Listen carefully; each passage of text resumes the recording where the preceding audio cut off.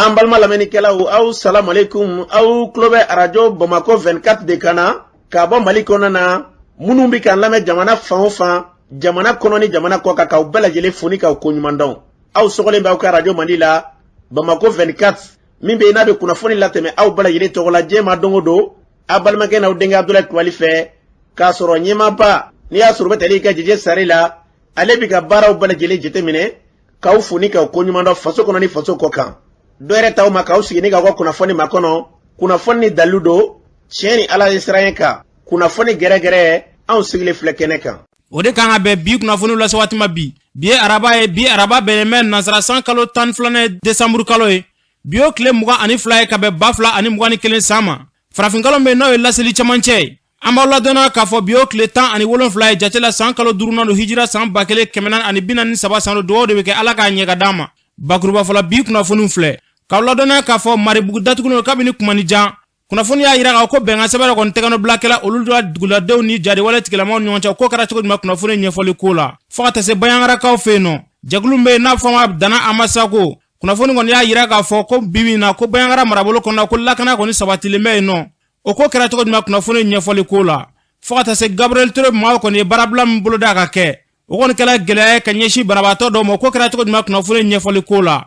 ninnu de bɛna kɛ kunnafoni la kumaba ye ka fara kunnafoni wɛrɛ kan lase aw ma o denkɛ n'a balimakɛ fɛ Sidiki Kulibali ala k'a ɲɛ ka d'a ma kunnafoni an b'a daminɛ k'a ladɔnniya k'a fɔ kunungo CEDEAO ka ciden kɛrɛnkɛrɛnlen kɔni nana Mali kɔnɔna na ciden min don a yirala fɔ Goodluck Jonathan n'o ye CEDEAO ka ciden kɛrɛnkɛrɛnlen min bɛ Mali ni CEDEAO ni ɲɔgɔn cɛ ci ɲɛnabɔw la ale kɔni nana Bamakɔ kunungo wulikajɔ in kun tɛ dɔwɛrɛ ye kabini décembre kalo tile 12 o ye ɲɔgɔn ye mun kɛ u ye bɛnkan mun kɔni ta k'a yira k'a fɔ ko farajɛla fanga ma ɲɛmaw sigikafɔ mun kɛra décembre kalo tile 12 bɛnkɛra waleya minnu kɔni kan Goodluck Jonathan a kɔni nana ni ka na sɔnni sigi o kuma ninnu kan k'a yira k'a fɔ ko farajɛla fanga ma ɲɛmaw u kɔni k'a kɛ cogoya bɛɛ la yanni décembre kalo in kɔni ka ban u ka se ka jaabi kɛrɛnkɛrɛnnen bɔ k'a yira k'a fɔ kalata in kɔni k'a bɛ kɛ ka bɛn février kalo tile 27 ma wulikajɔ in kun kɔni ti dɔwɛrɛ ye sanction min kɔni n'o fɔra ni CEDEAO y'a yira k'a fɔ ko n'o kɔni ma kɛ k'u bɛ ɲangi min ta ka ɲɛsin Mali ma ko ɲangi kɔni ko caman bɛna kɛ o ɲangi ninnu na ni wulikajɔ mun n'a filɛ nin ye an bɛ dugawu de kɛ ala ka bɛnɲɔgɔnya kɔni sabati ninnu ni ɲɔgɔn cɛ n'an bɔra ye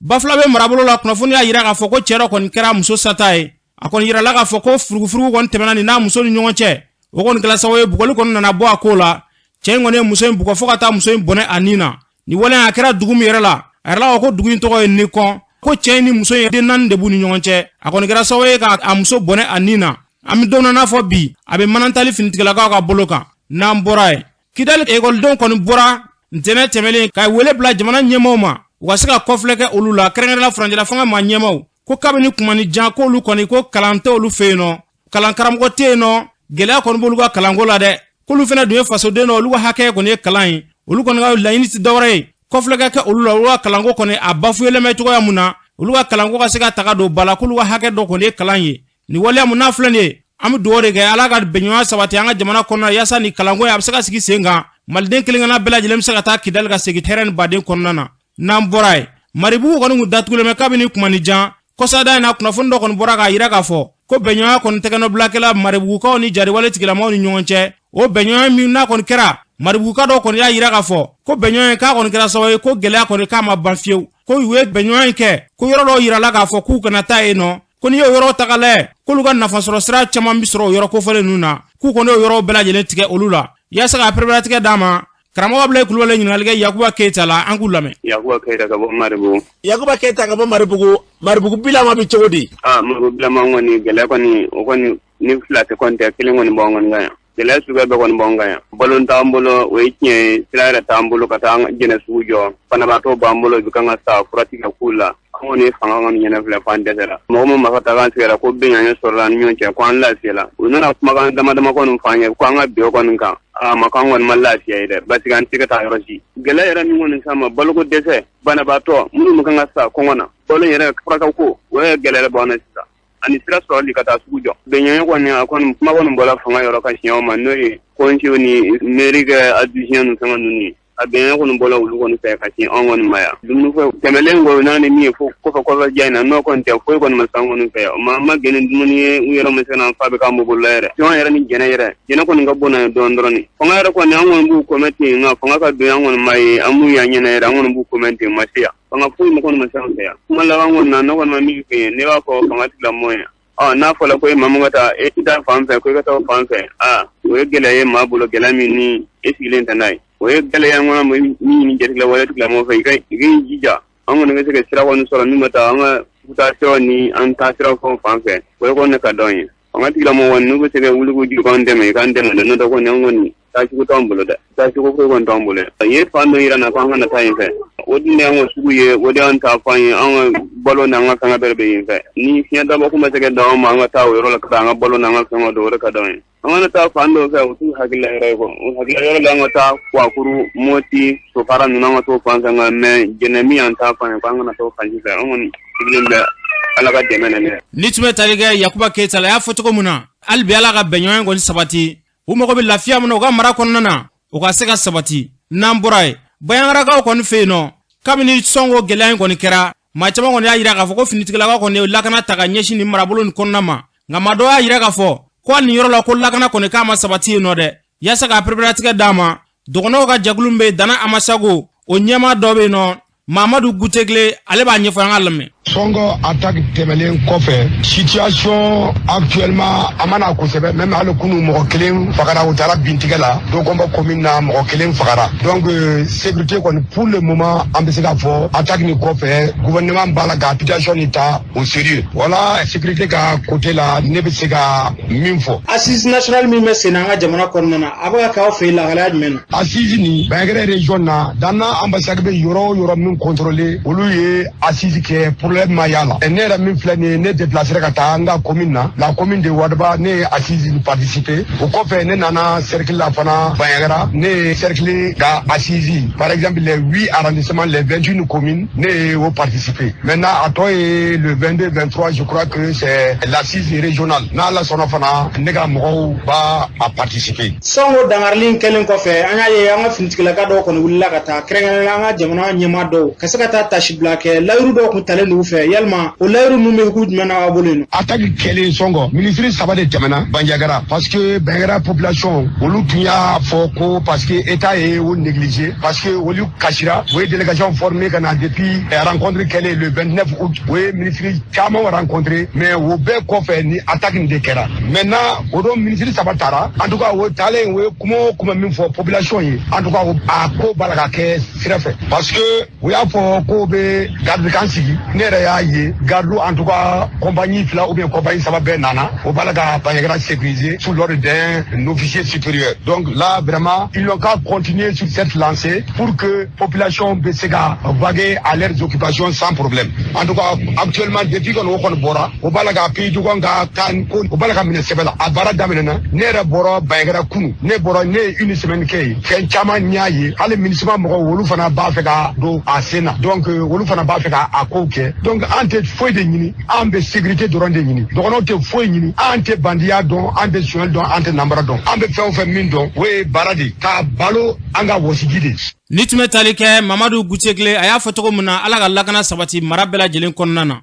namboray Gabriel Touré barakala kono ule barabla kono buluda ka ke barabla ngoni kera sawe ga gela la se ma chama made yasa ka preparatika dama banabato kroskila do bu gashiradi anga dolame gere wi ya kon daga dingu sama de wallahi anga maladu dalindu an dingundu yanu angu soraya pour que obnu laje o problème beri ne den seni karle miano na bulu ami docteur sula bi an kletan sabari usira ka dabla koni kanga banabato furake an mangata sori koni an be fe ko ide kon biga fraude me mu kanga fraude la bara nanya foro nyobo ko bagara fula fone re do ye manwa ko dele o kasaka demendo yitu ko da docteur dem sani munu to koro ma ba bi warna so sebe ka dama anga fura seka di jolendo pour le moment mais ma ba am ka war misen ko ka fura sa on le vito gardi la no lu fura seba yani ka patron na bo war bo fana bi je an kan ko sebe war min ti boli ka na fere be ka do bo yani docteur bina i ka war yara bi banka so fura ka li sebe re me damne nitme talige mado ga shiralo ya foto ko muna ala gu bekelenga yasa anga banabato seka fura ka tuga mna no ya konnana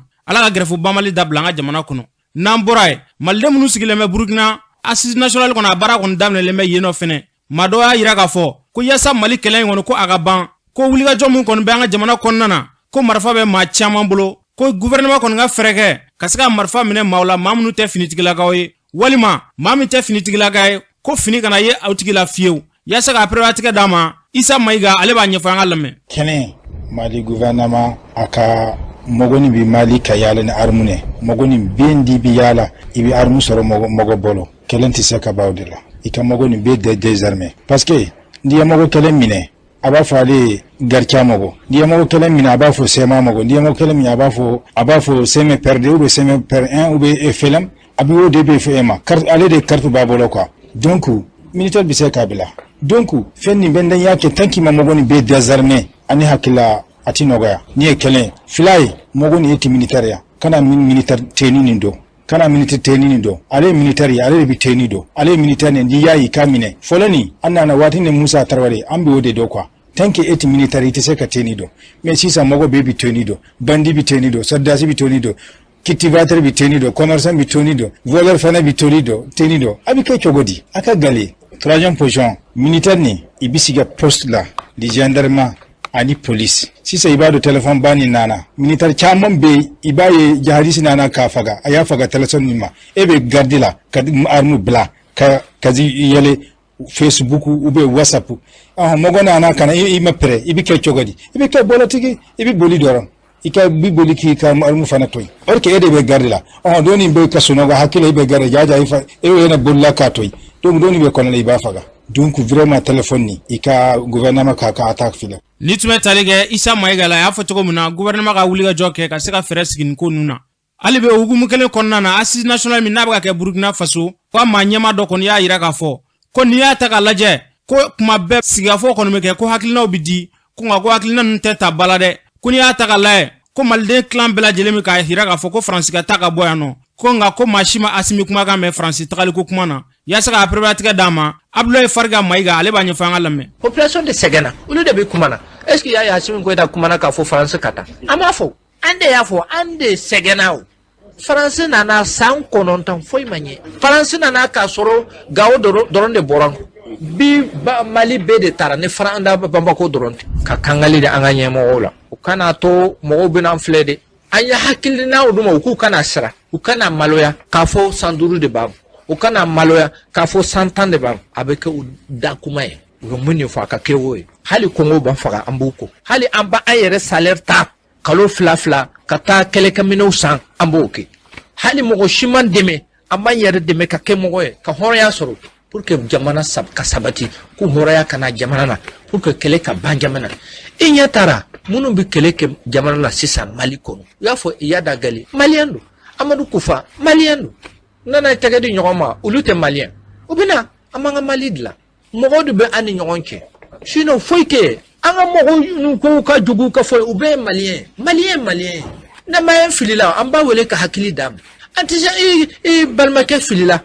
i bɛ taa mɔgɔ wɛrɛ ɲini a bɛna hakili d'a ma a tɛna ɲɛ o hali ka lu kɔnɔ i ka famille i den nin wolo i b'a wele du kɔnɔ ka hakili d'a ma n'i ka muso an b'a kɛ cogo di u b'u ka hakili da de ɲini o de bɛ se ka i ka dugu ɲɛ mais n'i bɛ taa kɔfɛ mɔgɔw wele a ye n'a kuma ne ni den o ne ni den o u bɛ kumana ka ban u bɛ t'i fɛɛrɛ dugu kɔnɔ a karisa n'a ka den bila ɲɔgɔn na karisa n'a ka muso bila ɲɔgɔn na o de ye Mali de n'u ye hakili di communauté internationale u ye hakili di France ma u b'u yɛrɛ fɛɛrɛ mun ni bɛ Mali la communauté internationale b'a kalama France b'a kalama ni b'a kalama o bɛɛ ye fu ye an ka hakili di ɲɔgɔn ma o de ye refondation ye. Yarabi Ala k'o dugawu minɛ ni tun bɛ tali kɛ Abdoulaye Fariga Mayiga la a y'a fɔ cogo min na sigikafɔ min kɔni n'a sigilen filɛ nin an ka jamana kɔnɔna na bɛn mana kɛ min kan o ka se ka ta bala yasa an ka jamana bɛ se ka bɔ ni gɛlɛya in kɔnɔna na n'an bɔra ye jɛkulu dɔ kɔni sigilen bɛ sen kan an ka jamana kɔnɔna na n'a bɛ fɔ a ma ko sigida ɲɛta olu tɛ dɔwɛrɛ kɛ dɛ u bɛ wulikajɔ kɔni ta musolakaw don yasa gɛlɛya min b'an ka sugu kɔnɔna na o gɛlɛyaw bɛ se ka ban cogo min na minɛnw bɛ se ka sɔrɔ sɔngɔ nɔgɔya la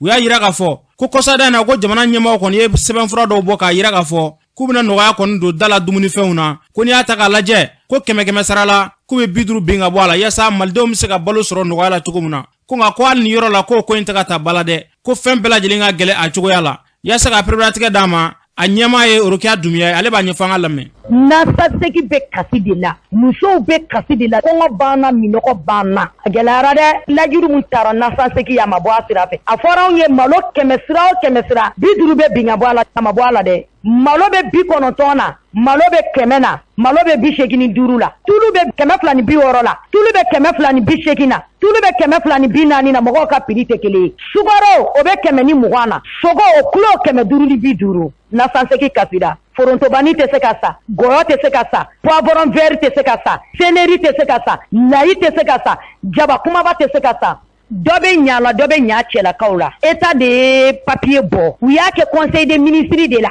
u ye décret de bɔ fɛn dumuni fɛn 100 sira o 100 sira u bɛ 50 jigin ka bɔ a dédoyement na u y'a kɛ ni opérateur min ye o état de b'o dɔn u y'a kɛ ni mɔgɔ min ye an t'o dɔn état de b'o dɔn dansekaw ka wuli ka se opérateur ma malo prix b'a nɔ na sukaro prix b'a nɔ na tulu prix b'a nɔ na nɔnɔmugu prix b'a nɔ na soko prix b'a nɔ na foyi ma jigin ka bɔ foyi la ni défaut de don a bɛ état de la parce que an t'a dɔn a bɔra mun na o an filɛ yɔrɔ min na kɛrɛnkɛrɛnla bi bamakɔ sukaro ye 120 yɔrɔ bɛɛ a fiyɛna papier kɔnɔ dɛ mais a kɛwale ma kɛ ne président ko diɲɛ ko ko mali kɔnɔ bɛɛ o de bɛ waleya PM fɛnɛ b'o togo la u ye ko in kɛ papier kɔnɔ togo min k'u jija u k'a waleya vraiment u k'a waleya dunkafa ka sabati ni dunkafa ma sabati kɔngɔ bɛ maliyɛn musow la dɛ adamaden kɔngɔtɔ wallahi n'a y'i danga a danga bɛ taa fo lawurusi la kɔngɔ bɛ adamadenw na bi gouvernement k'a jɔ a jɔyɔrɔ la bɛɛ b'a fɔ gouvernement bɛ nin fɔ u t'a kɛ u jogo de ye nin ye n'i ye fɛn fɔ i k'a waleya ni tun bɛ tali kɛ sigida ɲɛtaa musow ka ɲɛma la Urukiya Dumiya y'a fɔ cogo min na u ka wulikajɔ kɔni ta dala dumunifɛn u bɛ se ka sɔrɔ nɔgɔya la cogoya mun na n'i y'a ta ka lajɛ ni hakilina in kɔni sigila sen kan kabini kuma jan nka an yɛrɛ ɲininkali kɛ maa caman na u y'a yira k'a fɔ ko yɛlɛma ma don ko la dɛ a na kɛ yɛlɛma donna la cogoya wɛrɛ kɔnɔ an tɛ min kalama hali bi u ka wulikajɔ ta fɛrɛ ka se ka sɔrɔ a ko la yaasa mɔgɔw bɛ se ka balo sɔrɔ nɔgɔya la n'an bɔra ye yaasa musow ka hakɛ kɔni bɛ se ka tɔpɔtɔ cogoya minnu na o tile damadɔ kalan kɔni baaraw bolo da la a kɛra musolaka dɔw kunna yaasa ka pereperatigɛ d'a ma Siribelakaw furumuso Fatumata Gindo ale y'a ɲɛma dɔ an k'a lamɛn an b'a jateminɛ hakɛw sabatili la cɛw bɛ a la musow b'a la nka kɛrɛnkɛrɛnnenya la i b'a sɔrɔ an balakaw ani denmisɛnninw olu de ka hakɛw u t'u dɔn kuma dɔ n'u y'a dɔw bɛ siran ka da an ka laadalakow kan donc bi atelier in bɛna kɛ sababu ye an bɛɛ bɛ bɛn taabolo belebeleba kelen kan musow k'a dɔn u kana siran justice o lawililen don adamaden maliyɛn bɛɛ dama kan ka justice la an ka constitution yɛrɛ b'a jira cɛ ni muso na kabini aw bɛ wolo aw bɛ dama kan ka hakɛw sabatili la n'o ye justice ye donc n'o ɲangata ko kɛr'i la cɛ ko t'a la muso ko t'a la i kan ka na société civile mɔgɔw bi yan ani avocat bɛ baara kɛ olu b'i dɛmɛ ka i bilasira an ye jateminɛ kɛ musow caman na olu t'a sɔrɔ ka da mun kan muso a dulonnen don a cɛ la n'a ma permission sɔrɔ a tɛ se ka taa yɔrɔ la an dun b'a dɔn justice yɔrɔ ka jan justiciable la jango an balakaw a caman na n'o ko y'i sɔrɔ ɲɛko ko walima furusa ko an b'a jateminɛ k'a fɔ kuma dɔw cɛ bɛ wuli dɔrɔn ka na muso a nege bɔra a la walima a kɛra cogo cogo hali justice t'a la u bɛna ka furusa papier di donc an b'a ɲini musow fɛ u kana siran justice ɲɛ n'o ɲangata ye mun sɔrɔ société civile mɔgɔ caman bɛ yen nɔ an n'u bɛ baara kɛ an k'o hakɛw sabatili o ye jɛkulu 8 fo 9 a bɛɛ ɲɛsinnen don muso ma APDF b'o la WILDAF b'a la APROFEM b'a la AJICADI b'a la Dɛmɛso b'a la PROMODEF b'a la ARCV b'a la donc ninnu bɛɛ sigira walasa ani AGM olu bɛɛ sigilen don u kelen-kelenna bɛɛ bɛ mɔgɔw dɛmɛ k'i bilasira ni tun bɛ tali kɛ Siribelakaw furumuso la Fatumata Gindo a y'a fɔ cogo min na bɛɛ ka bila i ka hakɛ kɔnɔ n'o kɛra jamana mago bɛ ɲɛtaa min na o bɛ sɔrɔ n'an bɔra ye Kɔlɔnjɛbakaw kɔni y'a yira k'a fɔ olu ka sira kɔni sira in tilala n'i y'a ta k'a lajɛ a tɛ tɛmɛ san 3 kan nka sira in kɔni fan bɛɛ lajɛlen kɛ bɛ dingɛ o ye sira in tiɲɛnen bɛ Kɔlɔnjɛbakaw kɔni y'a yira k'a fɔ kɛrɛnkɛrɛnnenya la chauffeur-lakaw k'u ka mobiliw bɛɛ lajɛlen kɔni bɛ ka tiɲɛ ka sababuya kɛ nin sira in dilanko juguya ye ko sira kɔni dilanla ko nka k'a ma ɲɛ dɛ yaasa ka pereperatigɛ d'a ma an ka sira matarafabaga dɔw lamɛn ka bɔ Bamakɔ kana sira maɲi sira bɛɛ dingɛ ka na vraiment ne yɛrɛ mana dɔɔni a cɛni fanga ka bon i t'a sɔrɔ a b'an ka bouchon tigɛ an bɛ gɛlɛya yɛrɛ sɔrɔ a la an ka mobiliw bɛ tiɲɛ la sirako yɛrɛ tɔɔrɔya de b'an kan bon an b'a fɛ dɔ ka fara kan yɛrɛ ni dɔ farala kan k'a bonya ka kɛ 2 voies ye ore ka dan chana koni kolanya sira nyani kadine era koni chana ne torola ebe mobile bide fenve ya be dige venila do ebe sira bla ebe ko be do vene ta dugi to ngono be moli be yelema na moli fla bi nyom me fo do ga fere mine do ndema fere do ba be nyom soro asida re ga cha re wa moli se ga bori ni do fara la sira ga biya ga danyi parce que aga di be here ga siga duguma kwa yarabi ala ga here se bela jilenga duguma ni tume taliga kolonja basira matrafa baga dola uya fo chogomuna jamana nyema nu manya obisira ko ni glan nu e mawbla barala wa bara ko ni koloshi kanya yasa bara in ko ni absaka keka nye chogomuna sira ko ni ga gla sansaba o sira bega ga dinga o dabal bankodi ala ga famu nyumandama nam boray maldem nu sigileme senegali olu ko ni ayira ga fo ara fek bara ko ndamne na de yasa ga privatique dama u ga nyema do nyani klubale kafara kuna fundila do be senegal ka ofeino ubuga shira di yangu lame ubena ila male do panga papier kola sa u ku yemi ke fola we ni na isa do de bina ila maka ke sede awe porque malien be ka soro u na fanai donc amero misa bon abara sera senegalais en sisanya bara damnes donc malien be fa o fa amba ni be fe munu ma deli ka recenser parce que folo la munu recenser la lu ma concerné quoi mais munu ma deli ka ke amba ni be fe be ka bo kana recenser do recensement be mun ni galige sa mali papier de ka yibolo ka fo ko ki malien soit carte consulaire soit wolo sebe soit passeport ambe ka baraka wolo no papier no mali kan papier bibolo fa o fa fe ambita mais ni papier ti asisa ni ko ki malien anse ka y recenser quoi donc témoignage ko tala il faut qu'il ka papier do ida ka fo ki malden ni so jara ko so parce que ni ala fait que bon ni carte soro albi o mfana asiru ne be ka wuli kana avec que parce que ame dia wakati mna comme 600 dia be ka le madi ni papier be de dia ko be la 600 ni papier nyama matibulo ni kungo la ibe seke malika recensement konia na hila bini na kuma be ke am fo ambamana barakala mun be radio soula sénégalien am fo andi donc ambe malien na sensibiliser abe fam to komna mais ni ye malien ba communication di ko wala fo ka ke kele imako ye ko ke imako mge hal ya di wala fo ma ikanga gre malien na parce que malien radio barakala ko cha sénégalien ambe malien ante fo ni bamana ngante ndu afanye angata fo mo ye vraiment na gila chama mbori famu ko sobe mo chama na ni fi ko yoro jumeno so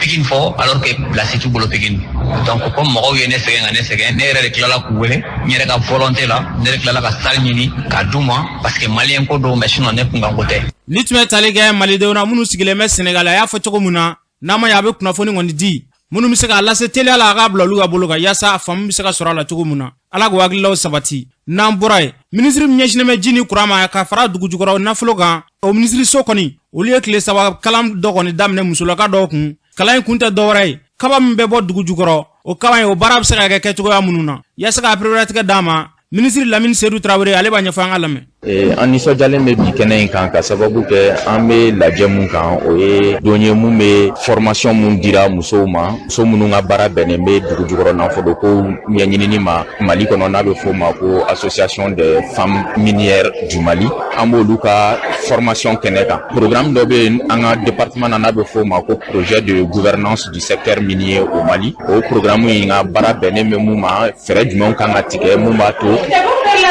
dugu jukɔrɔ nafolo ko bɛ se ka jamana kɔnɔdenw nafa cogoya min na o hukumu kɔnɔla la u ye tasibila kɛ ka se ka musow ta k'olu dɛgɛ don baara la mun ye ka an ka gabakuru nafama minnu b'an fɛ yen n'a bɛ fɔ olu ma ko pierre précieuse ani pierre fine muso ninnu bɛ se k'a dɔn cogoya jumɛn na k'a fɔ ko ninnu ye gabakuru nafamaw ye ni u ye o dɔn u bɛ se k'a bayɛlɛma cogo di walasa a ka nafa sɔrɔ an y'o formation fila de kɛra formation fɔlɔ kɛra o ye muso 51 olu kalanna o la o kɔfɛ 11 tara olu cɛma ka olu kalan a la haisa minnu bɛna kɛ sababu ye ka jamana kɔnɔ muso tɔw ni cɛw former minnu fɛn o fɛn bɛ fɛ ka i yɛrɛ dege nin baara in na ka olu former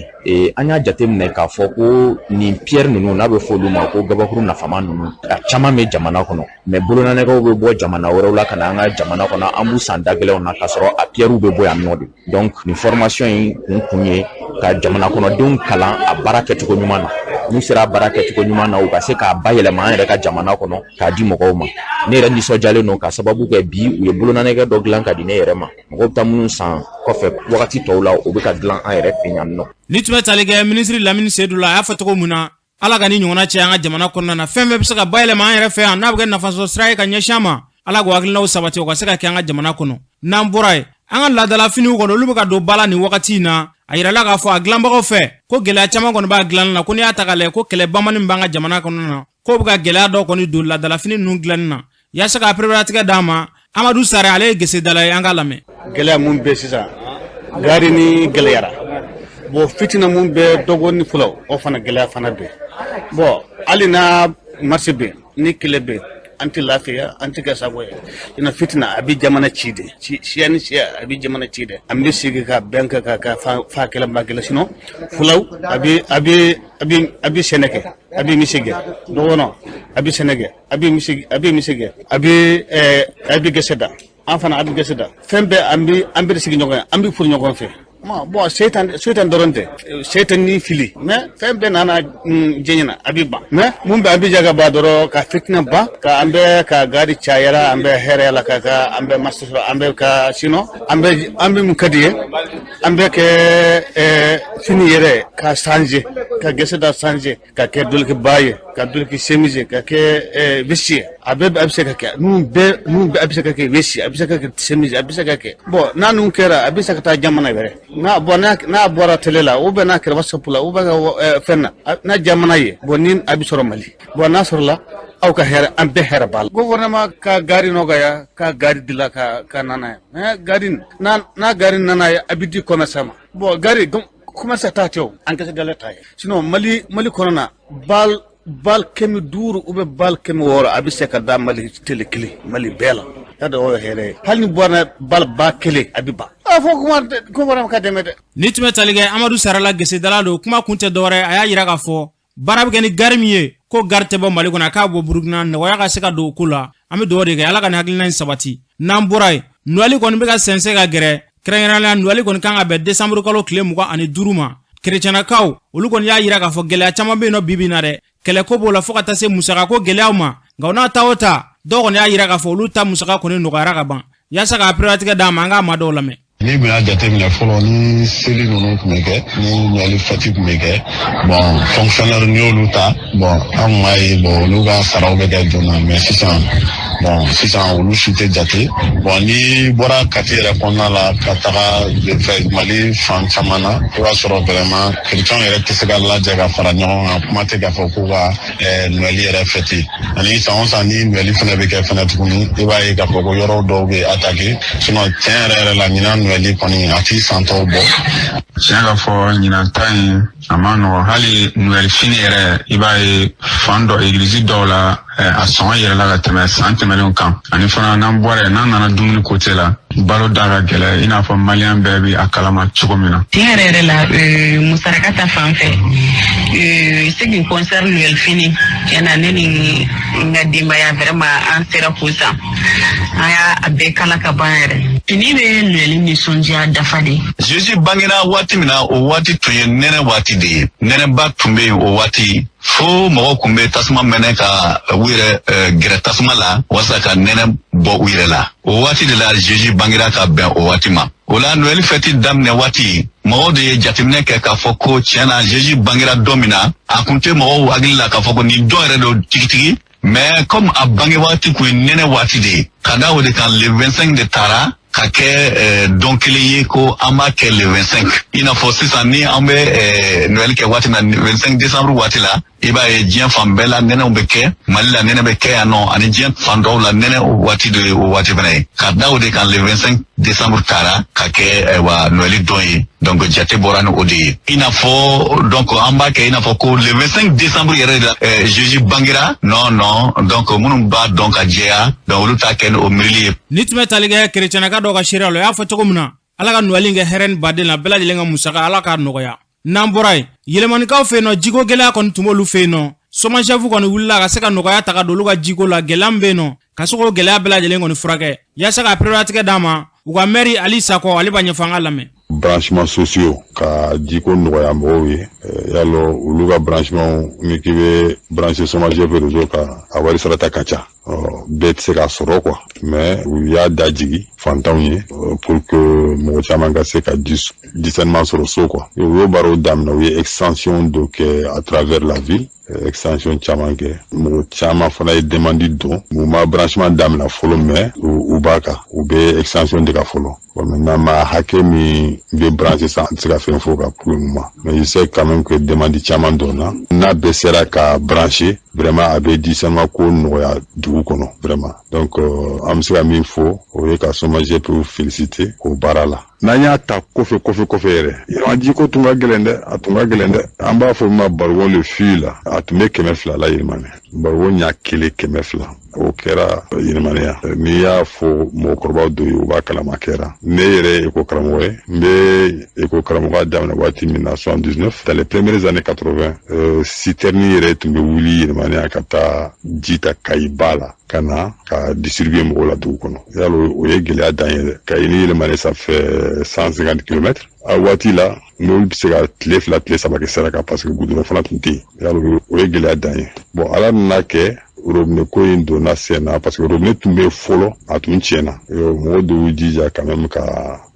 robinet in ta bon a kɔni a fusara dɔɔni mais hali bi gɛlɛya tun b'a la bon o kɔfɛ de bureau min tun bɛ robinet in gérer o bɔra yen ka bureau wɛrɛ sigi an yɛrɛ ka hɔrɔma sɔrɔ a kɛra o tuma de parce que au bureau sigilen ils sont partis du néant u ye juru yɛrɛ ta expatrié fait diaspora fait u ye juru ta ka moteur san ka robinet la marché donc petit à petit u ye expansion kɛ fo kana jiko yɛrɛ wa ka taa yɛlɛmane yɔrɔ caman u ye expansion kɛ yɔrɔ caman ye ji sɔrɔ donc o kɔfɛ de ni SOMAGEP nana yɛlɛmane ta SOMAGEP ye yɛlɛmane ta les premières années vraiment gɛlɛya tun bɛ yen an yɛrɛ tun nimisara SOMAGEP ka yɛlɛmane tali la parce que a bɛ komi a nana jiko gɛlɛya dɔɔni mais u nana adapté a la u ye ko dɔw yɛlɛma donc vraiment bi ji nɔgɔyara a nɔgɔyara surtout u filɛ nin branchement sociaux minnu kɛra sisan donc o bɛ dɔ fara nɔgɔya kan bi kɔni yɛlɛmane dugu yɛrɛ kɔnɔ an bɛ se ka fɔ alhamdulilayi n'u y'a faamu quand même problème gɛlɛman dɔ bɛ yen kan ka ɲɛso de ma bon peut-être u y'a faamu fana de mais Mali ko don tuma caman a bɛ fɔ ko wariko sinon en réalité problème gɛlɛman bɛ yen dɛ en fait yɛlɛmane château c'est un château tubabu de y'a jɔ en 1956 tubabu de y'a jɔ simplement pour les besoins de l'administration coloniale donc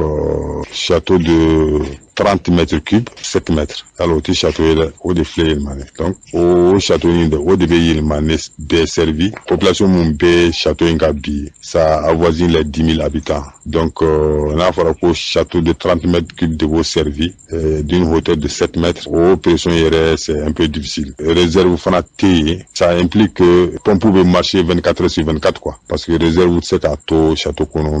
ni moteur bɛ sa pour que u ka mɔgɔw servi donc o ye difficulté ba de ye bon château dɔgɔya yɛrɛ mana bɔ yen château ni a sɔgɔra nɛgɛ château de don a enrouillera waati caman ni i ye robinet dayɛlɛ ji finman de bɛ bɔ parce que rouille bɛ château yɛrɛ kɔnɔ ça c'est un danger même pour la population ni tun bɛ tali kɛ yɛlɛmani maire la Ali Sako a y'a fɔ cogo min na SOMAGEP maaw ka nin hakilina in ala ka nin hakilina sabati ka se ka nin kɛ Mali fan bɛɛ lajɛlen na jiko gɛlɛya o bɛ se ka nɔgɔya n'an bɔra ye sanfɛ kalanso min bɛ yen n'a fɔ a ma ko université Ayitima olu kɔni ye master 2 kɛ kununko sɔgɔmada fɛ a bɛ ɲɛsin réseaux sociaux informatique baaraw kɔni ma yaasa ka préparatigɛ d'a ma Umaru Ture ale y'a ɲɛma dɔn a b'a ɲɛfɔ an ka lamɛn bi sɔgɔmada na an ye master 2 kura bolo da master fɔlɔ o ye master réseau informatique télécom an y'a ye k'a fɔ demande bonyana ekɔliden caman fɛ ka réseau télécom kɛ bi na chance b'an bolo an ye mɔgɔw sɔrɔ minnu bɔra Canada minnu bɔra États-Unis minnu bɛ baara kɛ o domaine na an bɛ fɛ k'a fɔ maliyɛnw ye dɔrɔn ko ni fɛn ninnu informatique bi sini an ka sini fɛn de don n'an bɛ fɛ ka bɔ nɔgɔ la an mago bɛ nin spécialitéw la et an b'a dɔn k'a fɔ an bɛ ko bɛɛ kɛ ka connaissance d'u ma k'u dɛmɛ